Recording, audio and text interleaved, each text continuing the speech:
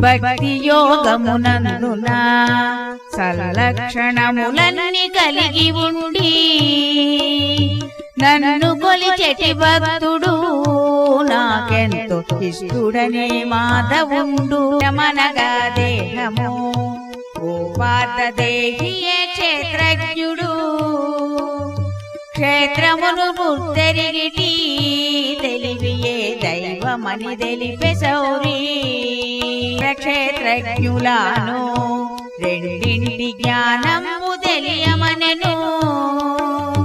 నన్ను పొందుట కోసము సల్పుమని జ్ఞాన కర్మ జ్ఞానము.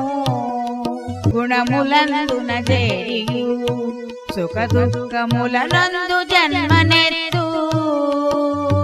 ప్రకృతే కారణంబు జీవుడు జన్మాదులెత్తుటకు.